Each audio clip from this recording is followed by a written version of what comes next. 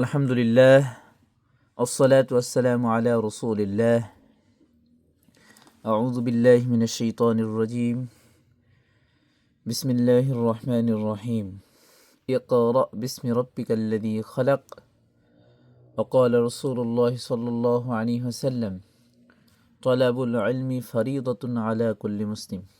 আলহামদুলিল্লাহ, আল্লাহ পাকের দরবারে লাখো কোটি শুকরিয়া, যিনি আমাদেরকে এই সুন্দর একটি কোরআনের ক্লাস করার মতো সুযোগ করে দিয়েছেন এবং শুধু হিব্বুকা ফিল্লাহ, আল্লাহর ভালোবাসার জন্য এই ক্লাসটি সবার মাঝে, যখন আমি এখন ভিডিও করছি, এই ভিডিওটি সবার মাঝে দেওয়ার মতো আল্লাহ রাব্বুল আলামিন যেন আমাকে সক্ষমতা দান করেন এবং আমি যেন সবচেয়ে সুন্দর এবং উত্তমভাবে আপনাদেরকে বোঝাতে পারি, যেই জ্ঞানের মাধ্যমে আপনারাও জ্ঞান লাভ করতে পারেন এবং আমিও সুন্দরভাবে বুঝিয়ে নিজে আমল করতে পারি। প্রথমত, আজ আমাদের প্রথম ক্লাসের ভিডিওটি, যেহেতু আমি গতকাল ভিডিওটি করেছিলাম, মানে লাইভ ক্লাস করেছিলাম, সেই লাইভ ক্লাসে আমরা কিন্তু সরাসরি ভিডিও কলের মাধ্যমে ক্লাসটি নিয়েছিলাম, যার দরুন আমি ভিডিওটি করতে পারিনি। কিন্তু চিন্তা করলাম আর কি রাতে, যে আমি যদি এইভাবে ভিডিও কলের মাধ্যমে ক্লাস নেই তাহলে অনেকেই বুঝবে না। সেহেতু সিদ্ধান্ত নিয়েছি যে ভিডিও করে আমি গ্রুপে ভিডিওটি আপলোড করব এবং ক্লাসটি আমি 30 মিনিটের একটি ক্লাস করার চেষ্টা করব, যেন সবাই বুঝতে পারে, ক্লাসটি বারবার দেখতে পারে, একটি যেন বারবার রিপিট করতে পারে। এই জন্য এই ক্লাসটি ভিডিও করে দেওয়ার চিন্তা ভাবনা করেছি। আপনার হয়তো এটি আবার নতুনভাবে শুরু থেকেই আপনাদেরকে শেখানো হবে, নতুনভাবে আবার শেখাবো ইনশাআল্লাহ তাআলা। আল্লাহ বলেছেন, ইকরা বিসমি রাব্বিকাল্লাযী খালাক। কোরআনের প্রথম আয়াত এটি। রাসূলুল্লাহ সাল্লাল্লাহু আলাইহি ওয়াসাল্লাম যখন হেরা গুহায় ধ্যানে মগ্ন ছিলেন, তখন আল্লাহ রাব্বুল আলামিন জিবরাইল আমিনের মাধ্যমে সূরা আলাকের প্রথম 5টি আয়াত অবতীর্ণ করেছিলেন। আর সেই প্রথম আয়াতের প্রথম শব্দ ছিল ইকরা, মানে পড়ো। সুতরাং জ্ঞান অর্জন করতে হবে, সেটি হোক ধর্মীয় জ্ঞান, হোক দুনিয়ার জ্ঞান। জ্ঞান অর্জন করার অপরিহার্য কিছু হতে পারে না, অবশ্যই আমাদেরকে জ্ঞান অর্জন করতে হবে। তারই ধারাবাহিকতায় আমরা আজকে তলাবুল ইলম অর্থাৎ ইলমে দ্বীন শিক্ষা করতে যাচ্ছি। এই ইলমে দ্বীনের মাধ্যমে একজন মানুষ সঠিকভাবে নামাজ, তারপরে জীবন চলার জন্য, দৈনন্দিন জীবন চলার জন্য যে বিষয়গুলি রয়েছে, নামাজ, কালাম, হজ, যাকাত, রোজা, সিয়াম, যেটাই বলেন, এই যে ইবাদতগুলো রয়েছে, এটা সহিভাবে, সুন্দরভাবে, উত্তম রূপে করার মাধ্যম হলো আমাদের তলাবুল ইলম অর্জন করা, ইলমে দ্বীন অর্জন করা। ইলমে দ্বীন অর্জন করার মাধ্যমে আমরা সঠিক এবং সুন্দরভাবে, সহিভাবে আমল করতে পারবো এবং যেটি আল্লাহ রাব্বুল আলামিনের কাছে গ্রহণযোগ্যতা পাবে ইনশাআল্লাহ তাআলা। সুতরাং আমরা কোরআন শিখবো একদম বেসিকভাবে, প্রাথমিক পর্যায় থেকে। আমরা 2টি কিতাব নিয়েছি, একটি হলো কওয়াইদুল নাদিয়াতিল কোরআন, অর্থাৎ নাদিয়াতুল কোরআন আমরা বলে থাকি, মানে এটা হচ্ছে লাল কায়দা, সোজা বাংলায় হলো লাল কায়দা বলে থাকি আমরা, ঠিক আছে? তো এই লাল কায়দা এটা সব জায়গায় পাওয়া যায়। আর একটা হলো নুরানি পদ্ধতিতে কোরআন শিক্ষা। এই 2টি কিতাবের সমন্বয়ে আমরা ক্লাস করাবো, কিন্তু এই কিতাবের মধ্য থেকে আমি প্রতিটি শব্দের বা প্রতিটি জায়গার তাজবিদ আমি আপনাদেরকে পড়ানোর সাথে সাথে বলে দেব ইনশাআল্লাহ তাআলা।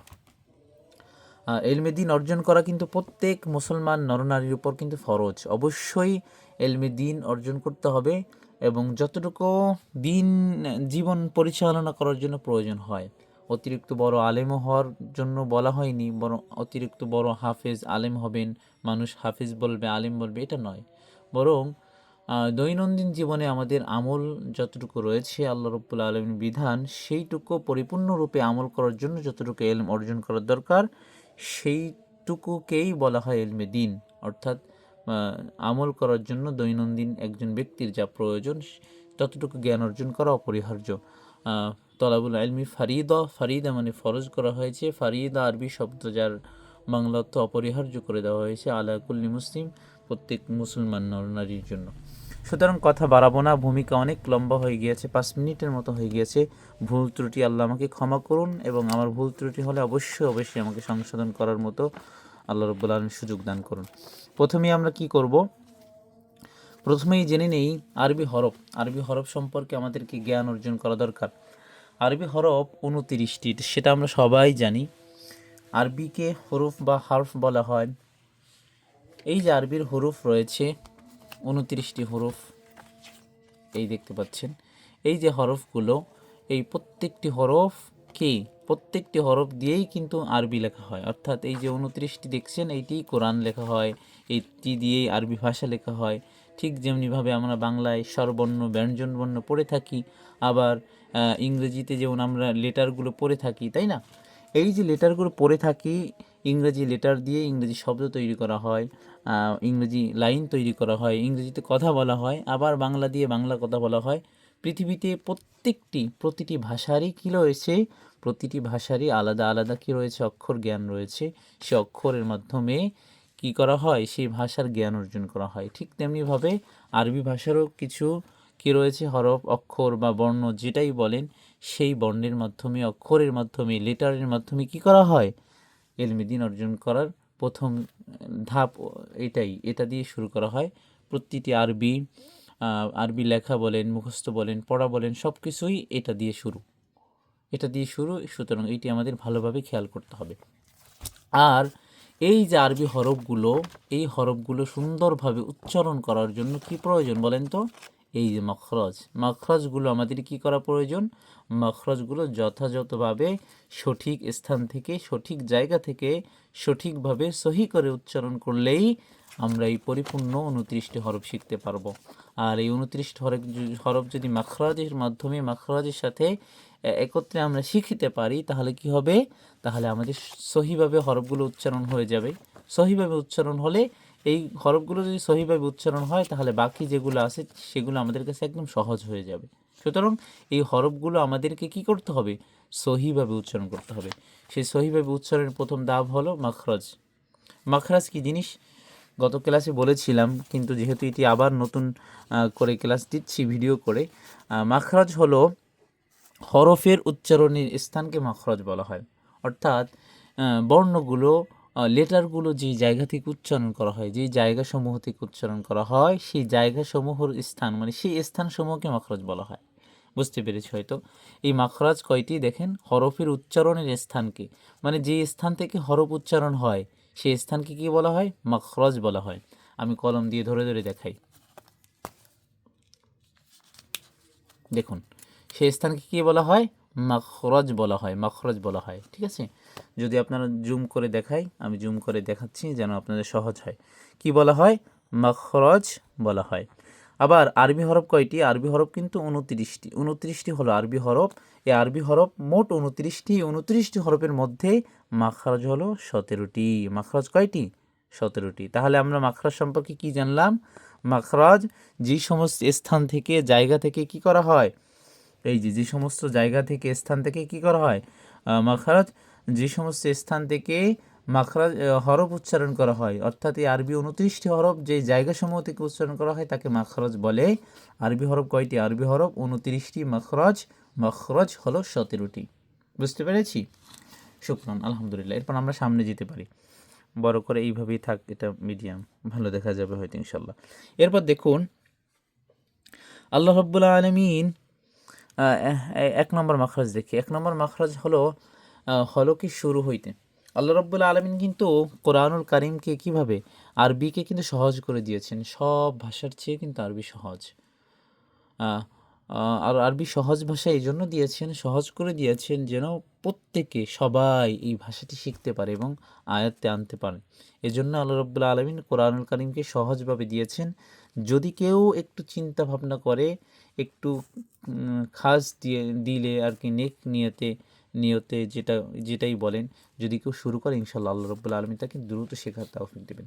তাহলে আমরা 1 নম্বর মাখরাজে চলে যাই। হ্যাঁ, 1 নম্বর মাখরাজ কি? হলকে শুরু হইতে কি হবে? হামজাহা। আমি আগেই বলেছি মাখরাজ হলো হরফের উচ্চারণ স্থানসমূহকে মাখরাজ বলা হয়।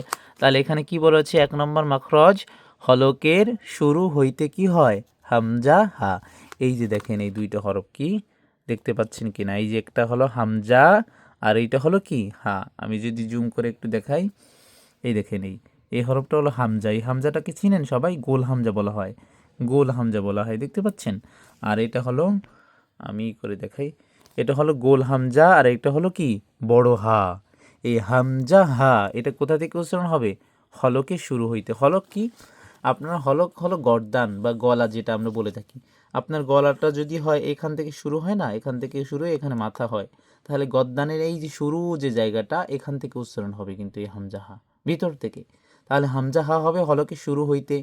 আর একটা আশ্চর্যের বিষয় হলো, মাখরাজ হলকে শুরু থেকে শুরু করে 1 নম্বর থেকে এক মধ্যখান, শুরু, মধ্যখান, শেষ ভাগ, জিব্বার গোড়া, জিব্বার গোড়া থেকে একটু আগে বাড়িয়ে জিব্বার মধ্যখান, জিব্বার আগা, জিব্বার পাশ, দাঁতের মাড়ি, এই সমস্ত জায়গা থেকে মাখরাজ হবে। অর্থাৎ এখান থেকে শুরু, একদম ঠোঁটে গিয়ে শেষ হয়ে যাবে।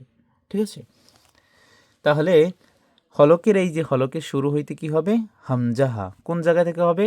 এই যে হলকের শুরু, এটা যদি গলা হয়, গলার এই যে শুরু থেকে হামজাহা হবে। হামজাহা, একটু মোটা আওয়াজে, ভয় দেওয়ার মতো। যেমন ছোটোকালে আমরা ভয় ভয় খেলতাম না, কে কাকে ভয় দিতে পারে, হ্যাঁ, এই ভয় দেওয়ার মতো। যেমন হয়, হা বা হায়, আমরা যে ভয় দেই, এই ভয়টাকেই কি বলা হয়? ভয়টার মতো উচ্চারণ করতে হবে। যেমন হামজা হা, হামজা হা, হা, হা। ঠিক আছে? এরপর যদি আমরা 2 নম্বর মাখরাজ দেখি, দেখুন 2 নম্বর মাখরাজ, 2 নম্বর মাখরাজ হলো হলকের মধ্যখান হইতে। হলকের মধ্যখান হতে কি হবে? আইন হা, একটু চিকন গলায় হলকের মধ্যখান থেকে বারবার পড়ার চেষ্টা করবেন। যেমন আইন হা, আইন হা, আইন হা, আইন হা, আইন হা।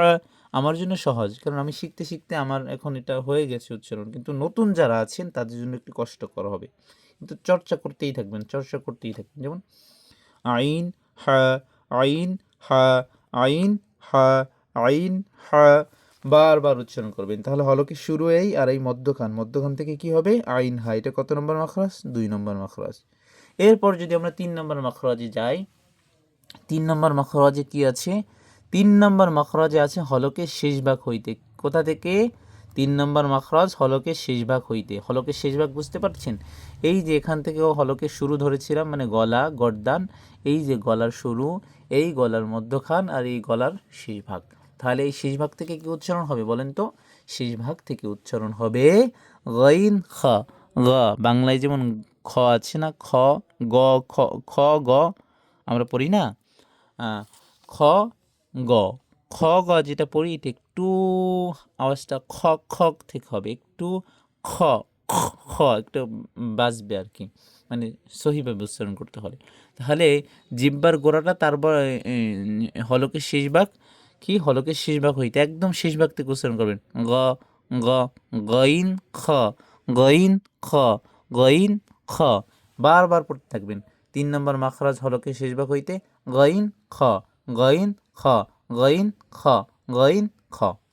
3টা মাখরাজ থাকবে। আজকের ক্লাসে 3টি মাখরাজ থাকবে ইনশাল্লাহ। আমরা 3টি করে শিখব, প্রতিদিন 3টি করে মাখরাজ শেখার চেষ্টা করব। তাহলে মাখরাজ আরেকবার পড়িয়ে দেই। মাখরাজ হরফের উচ্চারণের স্থানকে মাখরাজ বলে, অর্থাৎ যেই সমস্ত জায়গা থেকে হরফ উচ্চারণ হয় সেই সমস্ত স্থানকে মাখরাজ বলা হয়। আর আরবি হরফ কয়টি? আরবি হরফ কিন্তু 29টি। আমরা জানি, সবাই জানি আরবি হরফ 29টি, আর মাখরাজ এই 29টি হরফ 17টি স্থান থেকে উচ্চারণ হয়, মাখরাজ 17টি। এরপর 1 নম্বর মাখরাজ হলকের শুরু। হলক মানে গলা, গর্দান যেটাই বলেন, গলার শুরু, এখান থেকে শুরু ধরেছিলাম, শুরু হইতে কি হবে? হামজা হা। প্র্যাকটিস করবেন বারবার। হলকের শুরু হইতে হামজা হা, হলকের শুরু হইতে হামজা হা, হামজা হা, হামজা হা, হামজা হা। 2 নম্বর মাখরাজ হলকের মধ্যখান হইতে, 2 নম্বর মাখরাজ হলকের মধ্যখান হইতে আইন হা, সিকুন গলায় আইন হা, হাই হত্তি, হাই হত্তি, আ, আ, আ, আ, আই, আই, আউ, আউ, আই, এরকম উচ্চারণ করার চেষ্টা করবেন।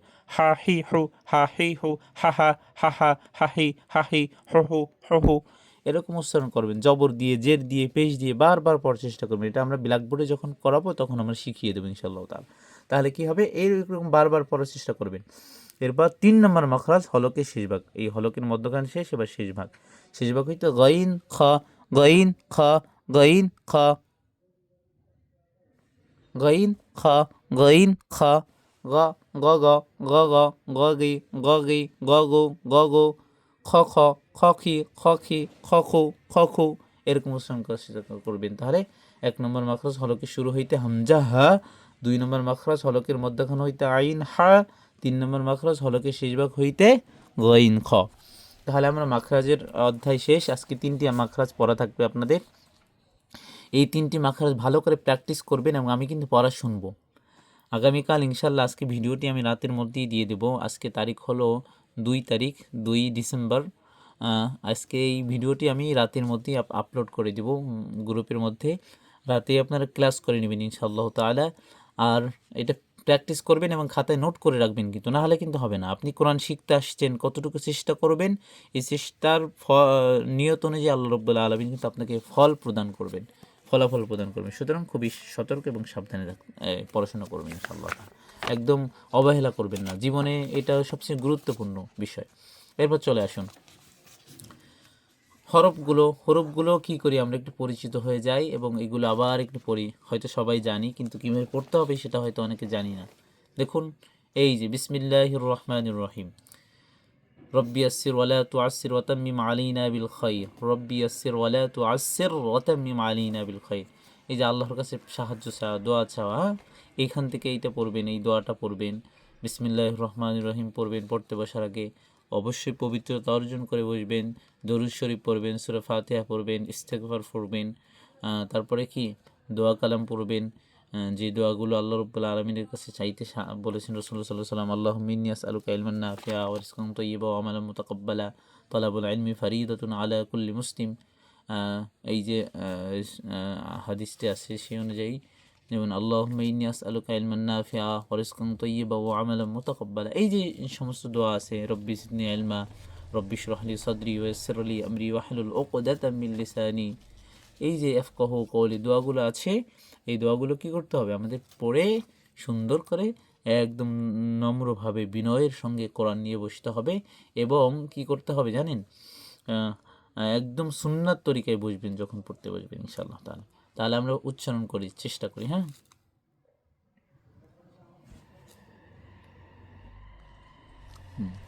আশা করি দেখতে পাবেন ইনশাআল্লাহ। যখন আমার ভিডিওটি দেখবেন, মোবাইলটা একটু পরিপূর্ণ ডিসপ্লেতে এনে ভিডিওটি দেখবেন, তাহলে হয়তো বড় বড় হরফ দেখতে পারবেন। আর আমি 4K রেজুলেশনে ভিডিও করে দিচ্ছি আপনাদেরকে। আশা করি ভিডিওটি খুব হাই কোয়ালিটির হবে। 8K রেজুলেশনে 4K 60 FPS এ ভিডিও করতেছি, তার মানে খুব হাই রেজুলেশন থাকবে, আপনারা পরিপূর্ণরূপে দেখতে পারবেন ইনশাআল্লাহ। তাহলে আলিফ, এইটা হলো আলিফ। আলিফটা উচ্চারণ হবে, একটু বাতাস বের হবে মুখের ফাঁকা জায়গা থেকে। আলিফ, আলিফ, আলিফ, মুখের একদম খালি জায়গা থেকে আলিফটা উচ্চারণ করার চেষ্টা করবেন। আলিফ, আলিফ, আলিফ, একটু বাতাস বের হচ্ছে কিন্তু, দেখছেন? তাহলে আলিফ। এরপর বাতে কয় আলিফ টান হবে? 1 আলিফ টান দিতে হবে। বা, আমরা কিন্তু আলিফ বা তা সা জিম হা খ দাল দাল র ঝা সিন শিন সদ দ ত য ফা আইন গইন ফা কফ কাফ লাম মিম নুন ওয়াও হা হামজা ইয়া, এরকম তাড়াতাড়ি পড়েছি ছোটোকালে যখন মুক্তবে পড়েছি। এই তাড়াহুড়ো করে পড়া যাবে না, এই উচ্চারণগুলো সুন্দর করে করতে হবে। তাহলে আলিফ, এরপর কি হবে? বা, 1 আলিফ টান দিতে হবে। বা, এরপর কি হবে? তা, তা, তা, তা, বারবার প্র্যাকটিস করবেন। তা, তা, তার মাখরাজ আমরা এখনো পড়ি নাই, যখন পড়বো ইনশাআল্লাহ তাআলা তখন আমরা বুঝিয়ে দেওয়ার চেষ্টা করব। এরপর কি আছে? সা, জিহ্বার আগা থেকে নরম করে একদম, সা, সা, সা, সা। এরপরে কি হবে? জিম, জিমটা কিন্তু শক্ত করে হবে এবং 3 আলিফ টান দিতে হবে সর্বনিম্ন। তাহলে কি হবে? জিম, জিম, জিম, জিম। আজ্জা, আজ্জা, জাজা, জাজি, জাজু, জাজা, জাজি, জাজু, জুজু, জুজি, জুজি। এই জিমটা উচ্চারণ করার চেষ্টা করবেন। তাহলে জিম, জিম, 3 আলিফ টান দিতে হবে। আলিফ কিভাবে গণনা করবেন? যে 1 আলিফ কাকে বলে? আমরা 3 আলিফ বলি, 2 আলিফ বলি, 4 আলিফ বলি না? টান আলিফটা হলে আঙ্গুল দিয়ে বোঝাবেন, ঠিক আছে? 1 আলিফ হয়েছে 1 আঙ্গুল সম পরিমাণ উঠতে যত সময় লাগে, যেমন বা। 2 আলিফ কি হবে? বা। 3 আলিফ কি হবে? বা। 4 আলিফ হবে বা, দেখেছেন 4 আঙ্গুল উঠতে যত সময় লেগেছে, এই 4 আঙ্গুল উঠতে যত সময়, এই সময়গুলো হিসাব অনুযায়ী 4 আলিফ টান দিবেন, 3 আলিফ টান দিবেন, 2 আলিফ টান দিবেন, 1 আলিফ টান দিবেন। বুঝাতে পেরেছি? এই সময় অনুযায়ী আপনার আলিফের টান ঠিক রাখবেন। এরপরে কি আছে? হা। হা কিন্তু পড়েছি। হা কত নম্বর মাখরাজ? 2 নম্বর মাখরাজ। হলকের মধ্যখান হতে আইন হা, এই হাটা হলকের মধ্যখান থেকে উচ্চারণ হয়। এরপর খ। এরপর কি? খ। গইন খ আমরা পড়েছি না? খ কত নম্বর মাখরাজ পড়েছি বলেন তো? খ পড়েছি হলো আমরা 3 নম্বর মাখরাজ। খ কোথা থেকে উচ্চারণ হয়? হলকের শেষ ভাগ থেকে। হলক কি মানে গলা, গলার শেষ ভাগ কি? মাথার দিকের যে অংশটা, ওই অংশটাই শেষ ভাগ। আর মাথার নিচের অংশটা এটা হলো শুরুর দিক, মধ্যখান। আর মাথার দিকের যে অংশটা আছে সেটা শেষ ভাগ, মানে এই এই এই শুরু, এই মধ্যখান, এই শেষ। এই শেষ ভাগ থেকে খ উচ্চারণ হবে। খ। বাংলায় যেমন ক খ আসে না? খ খ, এই উচ্চারণটা খ খ, এই খ উচ্চারণ করবেন। এরপর দাল। দালের 3 আলিফ টান দেবেন। দাল দাল দাল দাল দাল দাল, ঠিক আছে? এরপর কি? জাল। জালও একই রকম টান হবে, কিন্তু এটা হরফটা হবে নরম, জিহ্বার আগা সামনের উপরে, 2 দাঁতের আগার সঙ্গে লাগিয়ে। জাল জাল, এই সাও নরম, জালও নরম। এরপর কি? র। র হবে কীভাবে? একটু মোটা করে, পুর করে। র র র, ঠিক আছে? এরপর কি হরফ আছে? ঝা। ঝাটা একটু ঝাঁজ দিয়ে, মানে একটু ঝাঁজ হবে পড়ার, উচ্চারণ করার সময়। যেমন ঝা ঝা ঝা ঝা ঝা ঝা, ঝাল ঝাল, ঝা ঝাঝা, ঝাঝি, ঝাঝু, ঝাঝু, ঝুঝি, ঝুঝি, ঝাঝা, ঝাঝা, ঠিক আছে? তাহলে কি হবে? ঝা। এরপরে সিন। সিন উচ্চারণে 3 আলিফ টান দিতে হবে। সিনও একই ক্যাটাগরির। সিন সিন সিন, 3 আলিফ টান দেবেন। সিন। এরপরে কি? শিন। শিনটা হবে একটু মোটা করে, জিহ্বার মধ্যখান থেকে। শিন শিন শিন শিন। আমার পড়াগুলো বারবার প্র্যাকটিস করবেন, বারবার উচ্চারণ করার চেষ্টা করবেন। এরপর কি আছে? সদ। সদটা কীভাবে উচ্চারণ হবে? সদ সদ সদ সদ সদ। সদ বলা যাবে না কিন্তু, ঠিক আছে? অনেকে কিন্তু সদ বলেন, সদ হবে না। সহি উচ্চারণ হবে সদ সদ সদ। সস সসি সসু সস সস, সদ সদ, মনে থাকবে? এরপরে কি? দদ। দদটা কীভাবে? দোয়াদ হবে না, দোয়াদ হবে না, দদ। দ আর দ কি হয়? দদ। তাই দদ দদ দদ। সদও হবে না, দোয়াদও হবে না, তোয়াও হবে না, দোয়াও হবে না, ত হবে, জ হবে, সদ হবে, দদ হবে, ত এবং জ। তাহলে ত উচ্চারণ কী হবে? ত ত। আর জ উচ্চারণ কীভাবে হবে? জ জ জ। এইটা হলো সদ সদ, এটা হলো দদ দদ। হ্যাঁ হ্যাঁ, সদ সদ। এটা কি হবে? এটা হবে দদ দদ দদ। কয় আলিফ টান হবে? 3 আলিফ টান দিতে হবে। তাহলে সদও হবে না, দদও হবে না, সদ দদ। এরপরে কি আছে? ত ত, 1 আলিফ টান দিতে হবে। এটা কি হবে? ল। ল কি? তও হবে না, জও হবে না, হবে কি? ল ল ল। এরপরে কি? এরপরে যদি আমরা দেখি আইন। আইনের মাখরাজটা হয়তো আমরা পড়েছিলাম, মনে আছে? যে আইন আইন পড়েছিলাম কোথায়? আইন পড়েছিলাম আইন হা, 2 নম্বর মাখরাজ। 2 নম্বর মাখরাজ পড়েছিলাম। সেই মাখরাজ উচ্চারণের সময় আইন পেয়েছিলাম, আর কি পেয়েছিলাম? হা পেয়েছিলাম, ছোট হা। হা আবার 2টা আছে, একটা বড় হা আর একটা কি হা? ছোট হা। তাহলে কি হবে?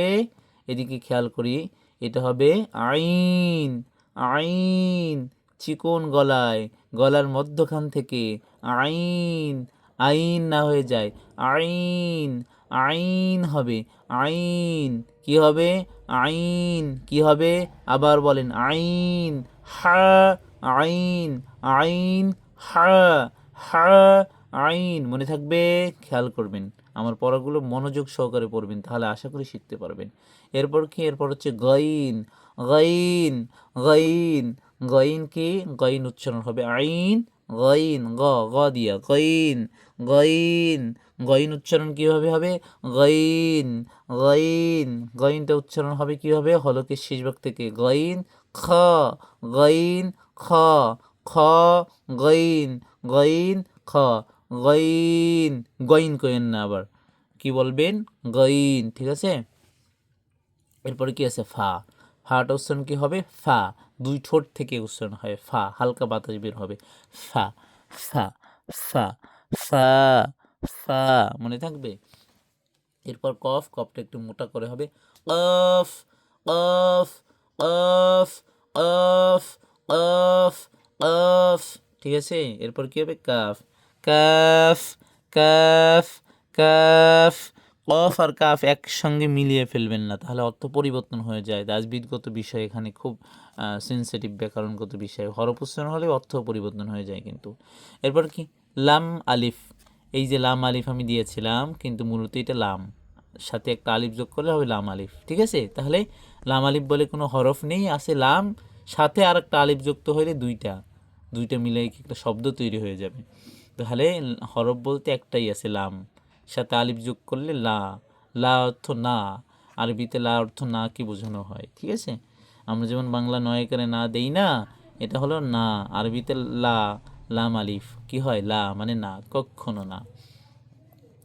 তারপরে লাম, লাম, লাম, তিন আলিফ টান দিয়ে পড়বেন, ঠিক আছে? মিম, মিমে তিন আলিফ টান দেবেন। মিমটা আমি বুঝিয়েছিলাম, কি বুঝিয়েছিলাম? মিম কেন তিন আলিফ টানা হয় গতকাল ক্লাসে বলেছিলাম, মনে হয়, মনে আছে কিনা আপনাদের? এখানে তাজবিদগত বিষয় আছে। মিম বানান করতে তিনটে হরফ লাগে, তিনটে হরফের কারণে সেখানে আবার মাদের হরফ চলে আসে, সেখানে একটা নিয়ম পদ্ধতি চলে আসে, মাদ্দে আরজি চলে আসে, তিন আলিফ টান হয় এই কারণে। তাহলে কি হবে? মিম, মনে থাকবে? এরপরে নুন, নুন। এরপর কি হবে? ওয়াও, ওয়াও, ওয়াও, ওয়াও, দুই ঠোঁট গোল করে ওয়াও। আমরা আশ্চর্য হলে বলি না ওয়াও, অসাম বা অসাধারণ, অনেক সুন্দর, আমি আশ্চর্য হয়ে গিয়েছি, আমি অবাক হয়ে গিয়েছি, সত্যি আমি অবাক হয়ে গিয়েছি, এটাকে বলে ওয়াও। অনেক সময় অনেককে দেখে আমরা অবাক হয়ে যাই না, যে এত সুন্দর বা এত সুন্দর কিছু কিছু জায়গা আছে, প্রাকৃতিক জায়গা দেখে আমরা অবাক হয়ে যাই, এত সুন্দর কিছু ফুল আছে দেখলে অবাক হয়ে যাই না? আবার ফুলের মতো কিছু মানুষের চরিত্র আছে অনেক সুন্দর, সেগুলো দেখে আমরা অবাক হয়ে যাই। তাহলে কী হবে? হা। এটা কী হবে? হা। এই হা, এই হা, এই হা এক না, এটা ছোটো হা, হায় হট্টি, আর হায় হাউস, হা।